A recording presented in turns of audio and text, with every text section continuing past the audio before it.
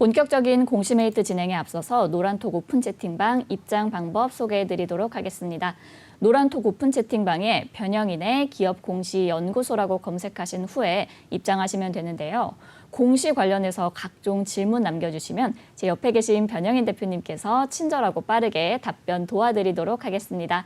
그럼 오늘의 첫 번째 기업 살펴보겠습니다. 오늘의 첫 번째 기업은 포스코 인터내셔널입니다. 포스코 인터내셔널은 2000년 대우의 무역부문 인적 분할을 통해서 설립됐고 2001년 유가 증권시장에 분할 상장했습니다. 주요 사업은 무역업을 중심으로 자원 개발, 생산 가공, 인프라 개발 운용 등의 사업을 영위하고 있는데요.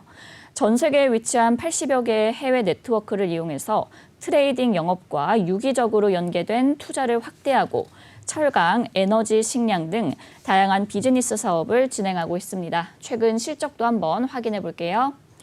2021년도 연결기준 매출액은 33조 9,488억 원, 영업이익 5,853억 원, 당기순이익은 3,564억 원을 기록했습니다. 매출액은 전년 대비 58.1% 증가했고 영업이익은 23.4% 증가했으며 당기순이익은 55.3% 증가했습니다.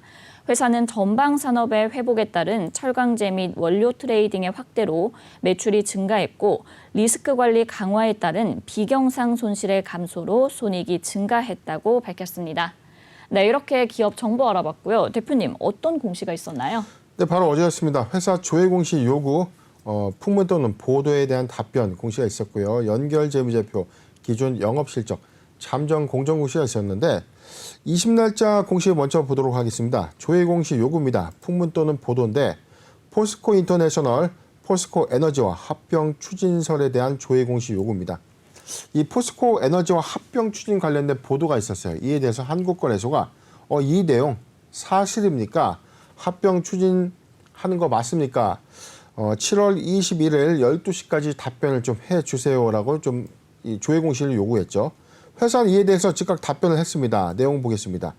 조회 공시 요구에 대한 답변입니다. 미확정인데 조회 공시의 답변 사항은 크게 확정과 미확정, 사실 무근 또는 중요 정보 없음 세 가지 유형의 답안지가 있죠. 확정은 우리 포스코 에너지와 합병합니다. 그렇죠. 구체적인 합병 비율은 어떻고 합병 관련된 기일은 어떻게 되고 관련된 합병 결정 공시가 나오는 것이 바로 확정 공시가 되는 셈이고요. 지금은 미확정 공시입니다. 검토 중인 이 사항인데 내용 살펴보겠습니다. 포스코 인터내셔널, 포스코 에너지와 합병 추진설에 대한 조회 공시에 대한 답변입니다.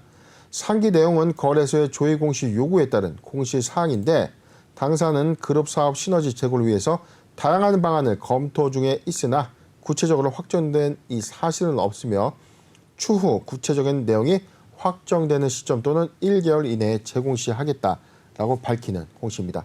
즉 정리를 좀 해보면 포스코 에너지와의 합병 추진 관련돼서는 부인하지 않았다는 것이죠. 진행 여부에 대해서 검토하고 있는데 아직 확정된 사항이 없다라고 밝히는 공시입니다. 이어서 공시도 보도록 하겠습니다. 회사 연결 재무제표 기준 영업실적 잠정 공정 공시를 했는데 2분기 실적 보고서에 대한 일단 잠정치 예고편이죠. 그렇죠. 실적 살펴보겠습니다. 회사 2분기 매출액은요 11조 698억을 기록했습니다. 지난 1분기 대비해서는 11.7%가 증가됐고요. 전년 동기 대비해서는 29.9%가 증가했습니다. 영업이익은요 3,206억을 기록했는데 전 분기죠. 지난 1분기 대비해서는 48.4%가 증가했고 전년 동기 대비해서는 88.6%가 증가했습니다.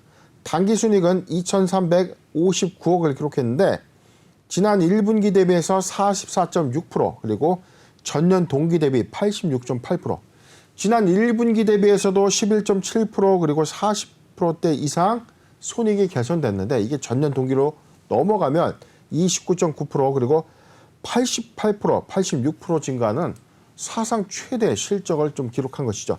누게치 전체 매출액은요. 20조 9,821억 그리고 5,366억 그리고 3,990억을 좀 기록하면서 지금 누게치 실적도 역시 큰 폭의 성장 흐름을 좀 보여주고 있는 상황입니다. 하단 내용 보도록 하겠습니다. 상기 자료는 외부 감사인의 검토가 아직 완료되지 않은 내부 결산 자료다. 향후 검토 결과에 따라서 내용은 바뀔 수 있다라고 좀 밝혔는데 매출 부분은 거의 뭐 마감이 확정된 것이기 때문에 크게 바뀔 수 있는 수치 요인은 없다. 네네. 그렇다면 지금 종합적으로 좀 우리가 유추 해석해 보면 이 포스코 인터내셔널 사실상 2분기 사상 최대 실적을 좀 기록하면서 굉장히 고른 성장을 좀 이뤄냈다라고 판단이 되는 공시입니다. 네, 먼저 첫 번째 공시부터 그럼 살펴보겠습니다. 포스코 인터내셔널이 포스코 에너지와의 합병 추진설에 대해 아직은 미확정이라고 답변을 했는데요. LNG 사업을 단일화하겠다는 의도로 이제 보여지는데 기업 차원에서 이 에너지 사업 부문을 강화하는 데 더욱 속도가 붙지 않을까 싶어요. 어떻게 보실까요? 일단 뭐 비즈니스 모델의 이 향방에 대해서 우리가 좀 주목을 해봐야 되는데 네네. 포스코 인터내셔널은 사실은 이 종합 상사업을 좀 영위하고 있죠. 네. 즉 이 사업, 저 사업, 돈이 되는 사업은 많이 하는 것들이 종합 상사업이죠. 그런데 포스코 에너지와 합병을 통해서 회사 내부에서 에너지 관련 사업들을 이 사업부 내로 영위한다는 관점에서 사업 시너지에 우리가 좀 주목을 해봐야 되는데 앵커님 사업 시너지가 좀 있어 보이는가요? 좀 개인적으로 좀 판단해봤을 때. 저는 개인적으로는 있어 보이는 것 같은데.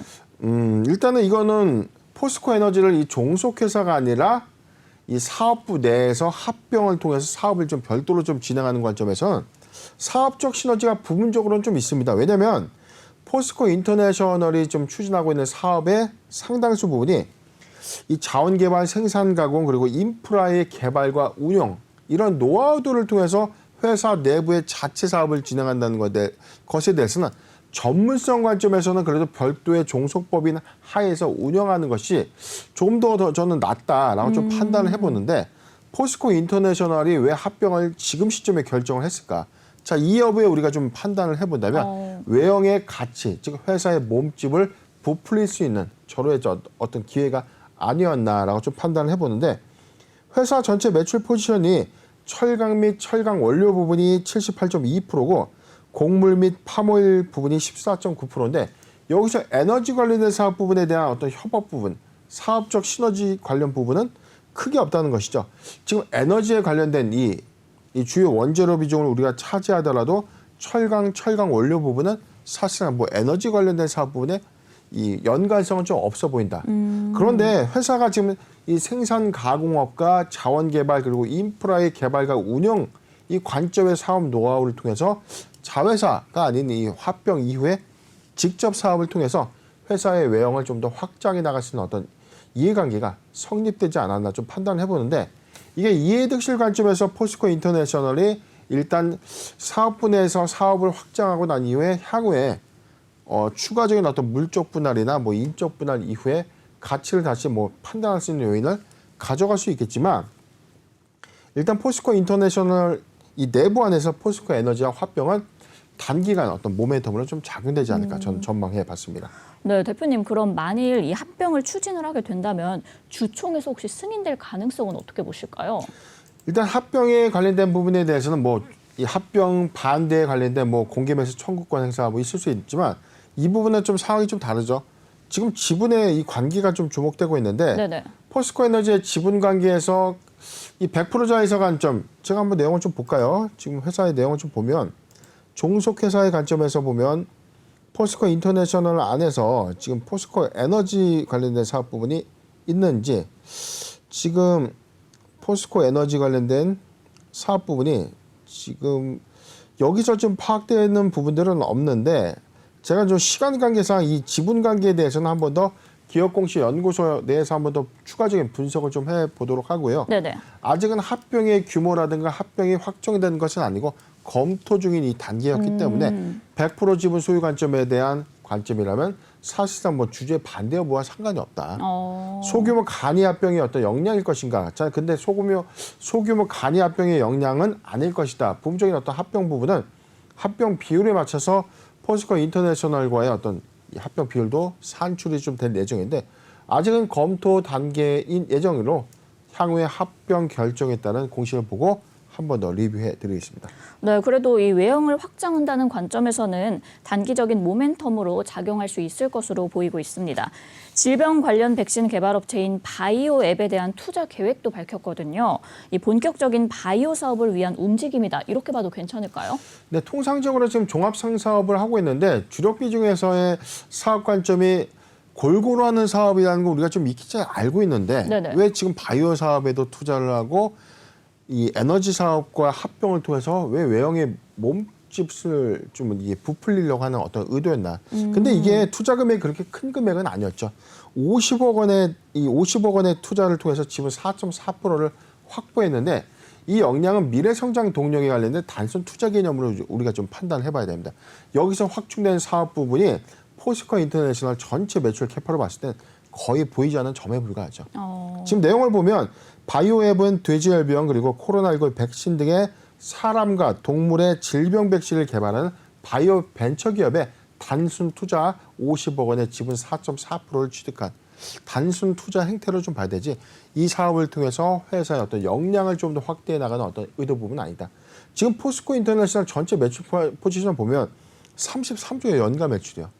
상당히 큰 금액에서 50억 원의 어떤 이 투자 부분은 사실 보이지 않는 이 점에 불과하기 때문에 큰 의미적인 관점은 없다. 단순 투자 관점으로 봐야 되는데 일단 사업의 내용과 최근 수주 사항도 잠깐 좀 보도록 하겠습니다.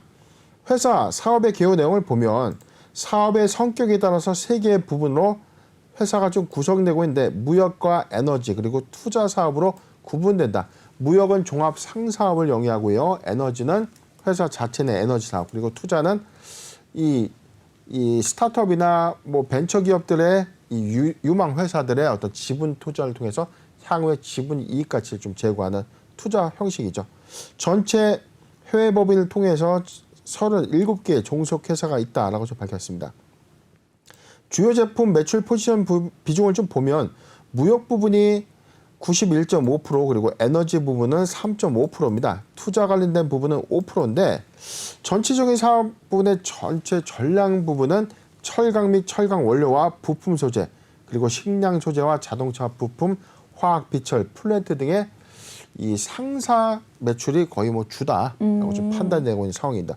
수주 사항도 좀 보면 최근에 매출 실적들이 좀 끊임없이 증가하고 있는 흐름들 좀 보여주고 있죠. 연간 기준에서도 나와 있는 금액이 있지만 지난 1분기 대비해서도 실적의 빠른 회복세가 좀 성장세를 좀 더 연출하고 있다는 것이죠. 1분기에 9조 9,122억 원의 매출을 좀 기록하면서 지난 1분기 대비해서도 큰 폭의 성장세를 좀 이루고 있기 때문에 우리가 좀 주목해야 될 부분은 무역 에너지 투자 관련된 부분의 매출 포지션이 얼마만큼 좀 증감 효과를 이뤄내는가 또는 감소 요인에 따른 손익 여부에 대해서 우리가 좀 판단을 해봐야 되는데 지금 이 수치는 1분기 보고서이기 때문에 2분기 즉 반기 보고서의 제출 여부에 따라서 하반기 실적 전망치도 우리가 좀 가늠해 보지 않을까 판단을 해봤습니다. 네, 일단 이 바이오 사업에 대해서는 비중이 그렇게 크지 않기 때문에 단순 투자 행태로 해석이 된다 이렇게 정리를 해주셨습니다.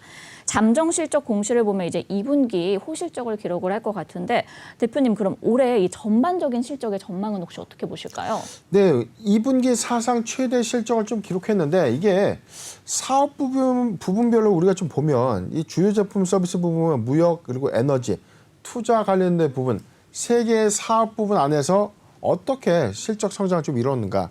그런데 우리가 내용을 좀 파악을 해보면 철강 및 철강 원료 그리고 부품 소재, 자동차 부품, 화학, 비철 플랜트, 식량 소재. 자, 이 내용의 공통점은 뭐죠? 원부자재 가격에 연동성이 있다. 그렇다면 지금 원재료 매입 비중에 상당히 이 1분기에 원부자재 가격 상승으로 인해서 수익성이 오히려 좀 악화되었거나 오히려 매출의 어떤 감소 요인이 조금은 좀 있었을 것이다라고 좀 전망을 해봤는데 오히려 2분기 실적을 발표해서 보니 사상 최대 실적을 좀 기록하면서 지금 매출 그리고 영업이익, 순이익이 모두 사상 최대 실적을 좀 기록했는데 개별적인 내용에 대해서 좀 조사를 좀 해봤습니다. 먼저 원자재 가격 급변에 대비해서 선제적인 리스크 관리가 좀 있었기 때문에 영업이익의 확대를 조금 가져올 수 있었다라고 회사 측은 좀 밝혔는데 먼저 이 트레이딩 분야에서는 철강제와 철강 원료 판매 확대로 인해서 지난해 같은 기간에 대비해서 큰 폭의 영업이익을 달성했다고 좀 밝혔고요. 두 번째, 에너지 사업 부분은 미얀마 가스전의 판매 가격이 상승하면서 전년 동기 대비 큰 폭의 영업이익을 달성할 수 있었다고 밝혔습니다.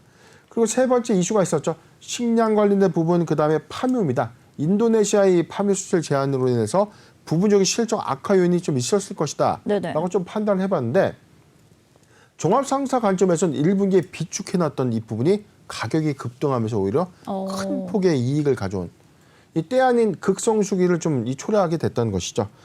인도네시아의 파묘 사업법인인 그리고 호주의 천연가스 사업법인과 이 성과가 좀 돋보이는 2분기 실적이었다. 전체 이 지난해보다 131%의 영업이익이 크게 증가했던 호실적을 좀 기록했던 요인으로 좀 작용했는데 하반기 경기 침체에 관련된 우려감들은 있지만 2분기에 보여준 성적표가 워낙 강했기 때문에 이런 기조 효과가 좀 있다면 3분기에도 포스코 인터내셔널의 어떤 성장 가능성은 지속되지 않을까 판단을 해봅니다. 이렇게 원재료 매입 비중이 큰 사업들이기 때문에 어느 정도 실적 타격에 영향이 있었어야 했는데 오히려 사상 최대 실적을 달성했다는 관점에서 보면은 그래도 회사가 대응을 잘한 것이 아닌가 싶습니다. 대표님, 그럼 끝으로 대응과 투자 전략까지 부탁드릴게요. 네, 오늘 주가 2.29포인트 하락한 19,200원에 형성이 되고 있는데 사상 최대의 실적을 기록했음에도 불구하고 주가는 사실상 좀 바닥 구간 안에서 소폭 상승하는 흐름을 좀 보여주고 있죠. 저희가 최근 기준에서 지난해 7월 고가 형성된 부분이 바로 이 구간이었는데 고가 형성된 구간. 자, 상승 구간에서는 그래도 구간 흐름을 좀 비교적 견고하게 좀 유지해주고 하락 이후에도 금방 좀 회복해줬던 구간들이 좀 있었어요. 그럼에도 불구하고 지금은 지수 급락의 어떤 요인들. 자, 이렇게 보면은 확대를 좀 더 해서 보도록 하겠습니다. 오히려 지금의 지수 바닥권의 영역에 대한 어떤 메리트 부분이 있느냐. 7월 6일 17,400원 일봉 저점 기록을 했는데 저는 이 구간이 매수하기 좋았던 구간이 맞았다라고 봐요. 이 구간인데 자, 이 구간에 당연히 매수를 해야죠. 실적 성장 관점에서는 매수를 하는 게 맞습니다. 이 낙폭과대 구간의 성장세가 완연한 기업들의 낙폭과대 부분은 박앤세일이다. 그런데 기대감만 수반해서 주가는 올랐지만 실적이 받쳐주지 않아서 하락 저점을 깨면 이게 시작 지점보다 더 빠지는 하락의 추가 하락을 가져오는 셈이기 때문에 실적을 수반하는 종목들의 관점에서는 낙폭 과대 구간에 모아간다면 반드시 실적적인 요인, 지수의 회복 요인에 따라서 반등 시점에 오히려 추가적인 상승 여력, 즉 주가가 빠진 만큼 회복하는 회귀 현상 안에서 오히려 더 빠르게 회귀될 수 있다는 점을 참고했으면 좋겠고요. 매수하기 좋은 구간, 먼저 보유자 관점에서의 영역입니다. 18,000원이 이탈되지 않는다면 보유 의견을 제시해드리고요.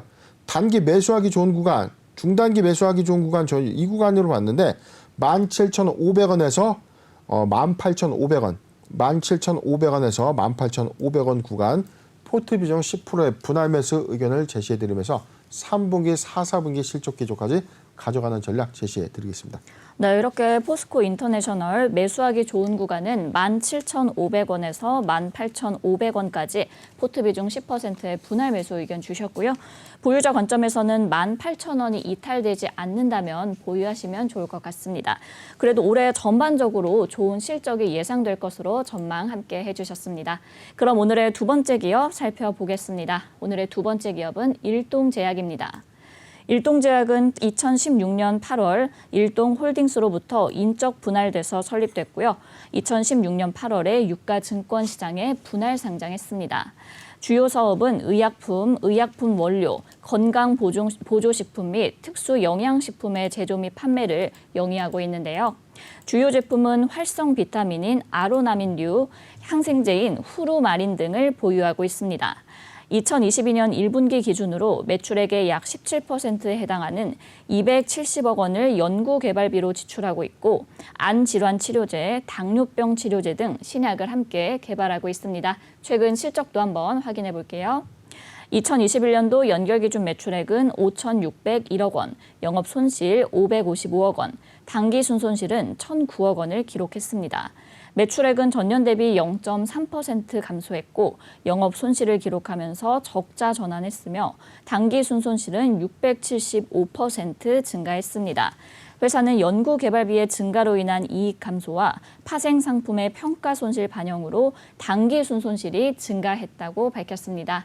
네, 이렇게 기업 정보 알아봤고요. 대표님, 어떤 공시 확인해 볼까요? 네, 바로 어제였습니다. 회사 투자 판단 관련 주요 경영사항의 정정 공시가 있었는데 내용 살펴보겠습니다.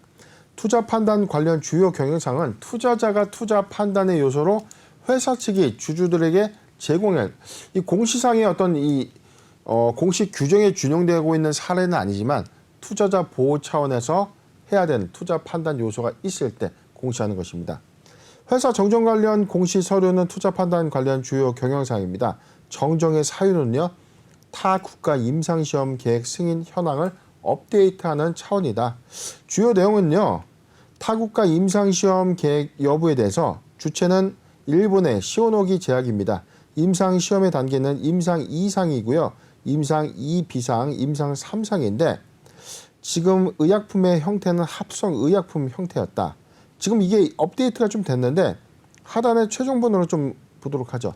투자 판단 관련 주요 경영사입니다. 경구형 코로나19 치료제 후보물질 S21762의 한국식약처 임상 3-2상의 임상시험 계획 변경 승인 신청을 했는데 내용을 살펴보겠습니다.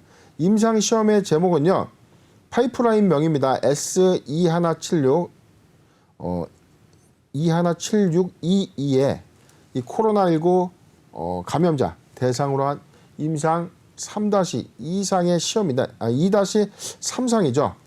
임상시험을 추진하는 이 단계에서 대상 질환은 경증 중증도의 무증상 감염자로 대상으로 임상시험을 좀 추진했었고요. 임상시험의 승인 신청일은 4월 19일에 신청을 해서 5월 20일에 한국식약처로부터 승인받았다라고 밝혔습니다. 임상시험의 목적은 코로나19 감염자를 대상으로 임상 2상 그리고 임상 3상에서의 유효성을 검증하고자 했는데 일단 이게 국내 관련된 사항에 대해서는 뭐 변동된 공시 내용이 없죠. 네네. 그런데 지금 이 8번이죠. 타 국가, 다른 나라에서 임상시험 계획 승인 여부에 관련돼서 업데이트가 좀 된 것입니다. 일본의 시오노기 제약이 임상시험을 좀 추진했는데 2022년 2월 25일 일본 후생노동성의 조건부 허가 신청을 했고 일본의 긴급 사용 신청 법안이 통과된 이후인 2022년 6월 22일 긴급 사용 신청건으로 후생노동성 전문부에서 논의한 바 후생성 약사 식품위생 심의회에서 재논의하기로 했다. 2022년 7월 20일 후생노동성 약사 식품위생 심의회 재논의하기로 하였는데 향후 추가 논의하기로 의결함. 공시를 너무 빌빌빌 꼬여놔가지고 이렇게 공시를 하면 정말 짜증납니다. 제가 이거 담당자 관점에서도 이거 굉장히 이해하기 너무 힘들 것 같아서 자, 요약해서 간단하게 좀 말씀드릴게요. 시오노기 제약을 통해서 일본의 시판 허가, 긴급 사용 허가를 신청했었는데 이 부분이 일본 후생노동성, 이게 뭐냐면 우리나라의 식약처입니다. 일본 식약처에서 논의했는데 이거 다시 심의하자.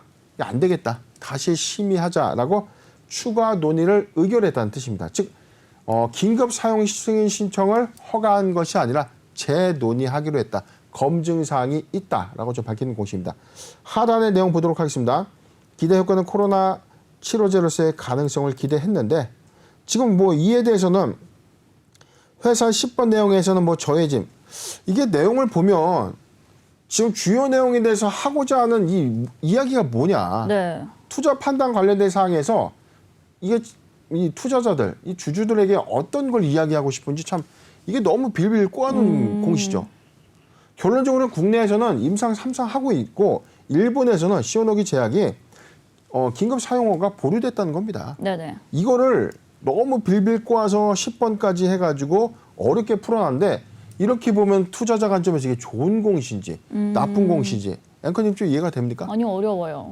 자, 제발 좀 간단 명료하게 그리고 객관적 사실에 의해서만 좀 열거해서 투자자, 물론 뭐 주가가 좀 급락할 것에 대한 어떤 우려감들이 있어서 이렇게 공시했는지 모르겠는데 자, 종합을 다시 해드리겠습니다. 국내 식약처 임상은 승인이 됐기 때문에 임상 3상은 현재 진행 중에 있습니다. 5월 20날 한국식약처로부터 승인되고 있어서 지금 임상 2상과 3상의 유효성을 검증하고 있는 단계. 아직 이 결과에 대한 유의성 여부는 밝혀질 바가 없었고, 두 번째, 일본 시노기 제약이 일본의 식약처로부터 이 긴급 사용 허가 신청을 했는데 이게 다시금 재논됐고 최종적으로 보류 처분을 받았다라고 밝히는 공시입니다. 네, 간략하게 정리를 하자면 이 먹는 코로나19 치료제 후보 물질인 조코바의 일본 내 긴급 사용 승인 결정이 보류된 상황입니다. 대표님, 근데 이게 혹시 안전성이나 뭐 효과에 문제가 있던 건 아닐까요? 일단 제가 보는 관점에서는 지금 일단 코로나19 치료제가 사실상 국내에서 허가된 사례가 좀 셀트리온이 좀 유리했죠. 네네. 그런데 이게 일동제약이 개발한 이 파이프라인이 일본에서의 유의성 검증, 일본에서 긴급 사용 승인이 떨어질 것이다라는 이 기대감 때문에 거의 단기 한 40% 이상 맞아요. 이 주가가 좀 급등했어요. 제가 굉장히 우려스럽게 말씀드렸던 이유 중에 하나가 기대감을 수반했는데 정확하게 나온 결론 도출이 없다면 상승분을 모두 다 반납하는 형국이 될 수밖에 없죠. 그런데 지금 우리가 좀 냉정하게 판단을 좀 해봐야 됩니다. 코로나19 치료제가 긴급 사용 승인 허가를 받았어요. 그렇다면 이게 기저효과에 대한 판매율에 대한 어떤 보장이 있느냐. 시판 허가가 긴급 사용할 수 있는 뭐 중증 환자를 대상으로 사용할 수 있지만 이게 국내 제품이 아니더라도 이미 글로벌 제약사들이 시판한 코로나19 치료제가 이미 선행에서 유통 처방되고 있는 상황에서 후발주자의 코로나19 치료제가 이미 출시되고 있는 이 코로나19 치료제보다 유의성이 훨씬 더 검증되거나 효과가 더 명확하다면 경쟁력 관점에서 추가적인 수익 제고 관점이 가능하겠지만 이게 산 넘어 산이라는 것이죠. 임상시험 이후에 사실 임상 2상에서도 이게 보류가 되었던 것은 유의성에 대한 중대한 의문은 있었다. 우리는 한 가지 사실을 볼 때 기대감만 보고 이걸 희망회로를 자꾸 돌립니다. 좋은 내용이 있는데 지금 검토 중일 거다. 단순하게 이게 보류 중일 것이다라고 희망 회로를 좀 돌리고 있지만 팩트는 이게 가능성이 있었다면 바로 시판허가 나와야죠. 자, 그런 관점에서 우리는 공시의 그대로 말 그대로 어떤 팩트를 관점으로 리스크에 대한 어떤 대비를 충분히 해야 되는 상황인데 관건은 하나입니다. 임상 3상에서 유의적인 어떤 결론 도출을 통해서 정상적인 시판 허가를 입증해내거나 아니면 임상 3상에서 유의성을 확보해서 일본에서의 긴급 사용 허가를 득하거나 두 가지 방법뿐이 없다는 점 참고했으면 좋겠습니다. 네, 대표님, 그럼 이 일동제약은 일본보다는 한국에서 먼저 승인을 받는 방안도 검토를 하고 있던데 혹시 이 부분에 대한 가능성은 어떻게 보실까요? 일단 그건 가능성이죠. 주가 급락에 따라서 사실상 회사 입장에서는 현재 진행하고 있는 사업에 대해서 이게 우리는 매우 부족합니다. 우리 임상 과정 시험이 매우 안 좋습니다라고 이야기할 수는 없는 것이죠. 회사가 추진하고 있는 연구 개발에 대한 성과를 입증하기 위한 많은 노력을 하는 것이 맞지만 중요한 부분은 임상 3상에서 입증하는 것이 관건이다. 항상 제가 말씀드렸던 부분, 바이오 회사들의 실패는 언제든지 있을 수 있고 리스크를 수반할 수 있어요. 그런데 이를 기점으로 해서 마치 시판이 될 것처럼 오인해서 주가는 올랐고 이게 투자자로 하여금 혼선의 영향은 좀 있다는 거죠. 제가 말씀드렸던 부분은 이게 기대감에 수반돼서 주식을 해서는 안 된다는 것입니다.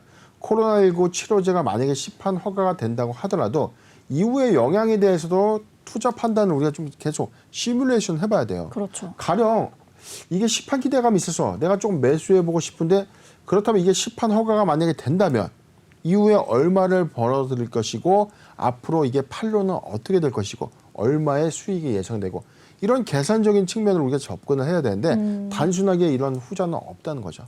단순하게 이게 시판 허가가 될 것이니까 주가가 막연하게 기대감만 수반한다는 것인데 이 부분은 굉장히 좀 리스크하기 때문에 항상 강조드렸던 기대감의 주식을 하는 것보다는 기대감 이후 직접 이 회사의 어떤 이 임상 시험 이후에 회사 향방을 우리가 예측하는 투자 습관이 좀 중요하지 않나 판단해 봤습니다. 네, 이번 일본의 긴급 승인 결정 보류가 벌써 두 번째인데요. 일동제약은 3상 결과가 나온 후에 재도전할 것으로 전망이 되고 있습니다. 대표님, 그럼 최악의 경우엔 승인이 안 될 수도 있는 거죠? 최근에 이 코로나19 치료제 개발을 진행하고 있던 이 제약바이오 업체 거의 한 70%에서 80%가 전면적으로 철회를 했습니다. 네네. 그렇다면 지금 일동제약이 보유하고 있는 이 파이프라인이 코로나19 치료제로서 가능성이 없다. 이 부분을 표명하는 것이 아니라 상업성 관점에서 우리가 접근해야 되는 것이죠. 상업성 관점에서 코로나19가 다시금 재확산돼서 중증 환자가 너무나 많이 증가돼요. 그래서 코로나19 치료제가 다시금 좀 필요해지는 국면. 즉 많은 수요가 필요해지는 국면 양상에서 차라리 지난해 하반기에 코로나19 치료제 긴급 사용 허가 관련된 모멘텀이 좀 부각됐고 이러한 부분들이 시판 허가가 좀 됐다면 기대감을 수반할 수 있죠. 그렇죠. 유통의 관점 그리고 수익성 관점에서 기대감을 수반할 수 있는데 지금은 아직 임상 3상에 대한 어떤 결론도 도출되지 않았고 임상 2상 단계에서도 일본에서는 잠정적으로 좀 보류된 측면에 대해서는 이런 유의성의 의무는 사실상 우리가 좀 배제할 수는 없다는 뜻입니다. 그리고 만약에 이게 유통이 확정된다고 하더라도 수익성 관점에서 일동제약이 투자한 금액만큼의 얼만큼의 수익성을 좀 제고할 수 있는가. 이 부분을 우리가 좀 투자 판단을 좀 잘 해야 되는데 관건은 이러한 요소들이 모두 다 배제되고 기대감만 수반하는 주가의 형태만 남았다는 것입니다. 네. 네, 일단 무엇보다 중요한 건 임상 3상에서 입증을 하는 것이 관건일 것 같습니다. 코로나19 신규 확진자 수가 이제 다시금 증가하면서 관련 테마주들이 들썩이고 있는데요. 아직 증시의 불확실성이 완전히 해소되지 않은 상황이기 때문에 이런 테마주에는 좀 주의를 기울이는 게 좋겠죠. 일단 코로나19 확산세가 좀 지속되고 있고 최근에 더블링 현상이 좀 있었죠. 그러다 그렇죠. 보니까 코로나19의 수혜주로 작용됐던 진단키트, 치료제, 백신 관련주, 그다음에 초저온 냉동고, 그다음에 온라인 교육주. 그런데 온라인 교육주는 제일 최근에 좀 너무 뜬금없었어요. 왜냐하면 지금 곧 학생들 방학이거든요. 이 온라인 이 비대면 교육 관련된 어떤 이 수혜가 없음에도 불구하고 네네. 이 테마를 여기에 적용해서 순환매 시세가 일어난다. 이 부분은 단순하게 너무 인위적인 시세 흐름이다. 관건에서는 옥석 가리기 관점은 제가 중요하다고 말씀드렸는데 일단 코로나19의 어떤 이 확산으로 인해서 수혜가 예상되는 종목도 우리가 다 리뷰를 해보면 온라인 교육 관련주에 코로나19 특수 효과가 있었느냐, 실적 늘었느냐, 오히려 감소했습니다. 영업이익 감소했어요. 매출액 늘지 않았고요. 그리고 초저온 냉동고를 유통하는 업체들의 주가 급등 현상이 있었지만 조달청에 판매한 이 실적들 보면 그렇게 큰 성장이 없었죠. 거의 20% 정도뿐이 안 됩니다. 네네. 진단키트의 경우에 예외가 있었죠. 오미크론 확산세로 인해서 사상 최대의 실적을 기록했던 SD 바이오센서나 엑세스 바이오 같은 이 회사들.